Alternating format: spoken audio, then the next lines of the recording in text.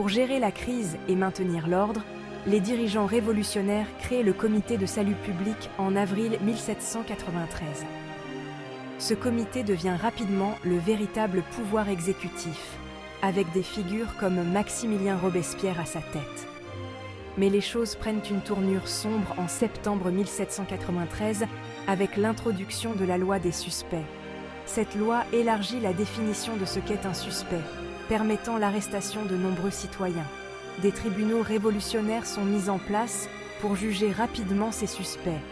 Le comité de salut public et la loi des suspects sèment la peur et le contrôle, influençant profondément le cours de la Révolution. Pendant la Révolution française, la guillotine a fauché la vie de milliers de personnes. Des figures révolutionnaires comme Georges Danton aux aristocrates, tous y sont passés.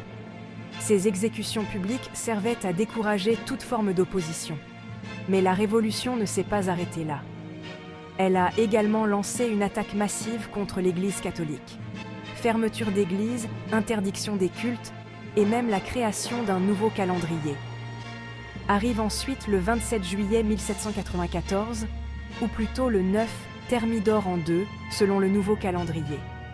Robespierre, l'homme orchestrant la terreur, est arrêté et exécuté par ses propres alliés. Cet événement marque la fin de la terreur et le début d'une réaction contre les excès du régime. Une période sombre, mais néanmoins fascinante de notre histoire. Après la terreur, la France entre dans une phase de réaction connue sous le nom de Thermidor. On critique les excès de la terreur et un régime plus modéré commence à se dessiner. L'ascension de la bourgeoisie politique et la centralisation du pouvoir sont des conséquences directes de cette époque. Ces événements nous rappellent les dangers de l'extrémisme et de la radicalisation. La terreur reste un sujet qui fait débat.